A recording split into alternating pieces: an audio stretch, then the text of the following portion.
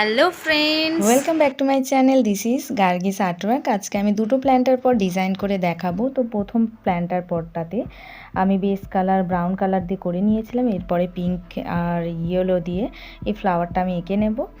তারপর আমি সেকেন্ড ফ্লাওয়ারটাও আমি স্কাই কালার আর ইয়েলো দিয়ে এঁকে নেব।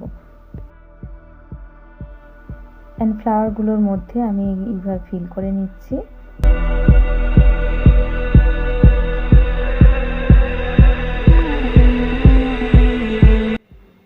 এই প্ল্যান্টারগুলো আগে থেকে আমার গাছ বসানো হয়ে গিয়েছিল। তো হঠাৎ করেই মনে হলো যে ফাঁকা ফাঁকা লাগছে বড্ড, তো কিছু একটা ড্র করে নেওয়া যাক।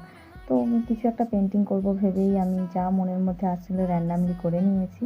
তো যাই হোক, তোমরা কমেন্ট করে জানিও শেষে কেমন লাগলো। মোটামুটিভাবে আমি একটা চেষ্টা করেছি আঁকার, তো জানি না কেমন হয়েছে। এরপরে আমি কয়েকটা পাতা এঁকে নেব গ্রিন কালার দিয়ে।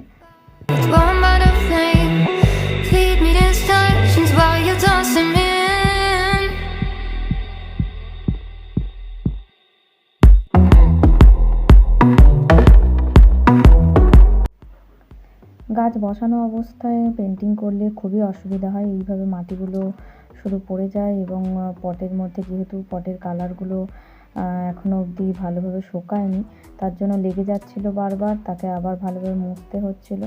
যাই হোক, এরপরে আমি আউটলাইন হিসাবে আমি ব্ল্যাক দিয়ে এইভাবে এটাকে এঁকে নিলাম, যাতে ফ্লাওয়ারটাকে আরও সুন্দর ফুটিয়ে তোলে তার জন্য।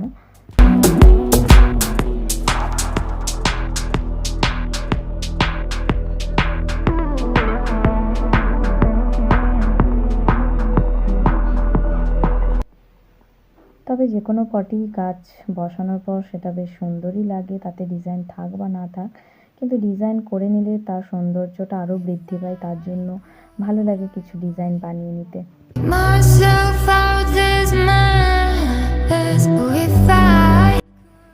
আমার ফার্স্ট পটটা কমপ্লিট হয়ে গিয়েছে। এরপর আমি সেকেন্ড পটটাও ডিজাইন করে নিয়েছি, কিন্তু আমার ক্লিপসটা কোথায় হারিয়ে গেছে আমি জানি না। তো যাই হোক, আমি এইভাবে ব্যাঙের ছাতা আর পাতা এঁকে নিয়েছি গ্রিন কালার দিয়ে। তো দেখো এইভাবে আঁকা আছে।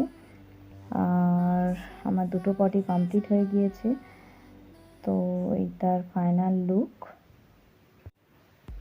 তো যারা আমার চ্যানেলে নতুন তারা প্লিজ সাবস্ক্রাইব করে দিও, আর ভালো লাগলে একটা প্লিজ লাইক দিও। পরের ভিডিও নিয়ে আবার চলে আসবো। বাই।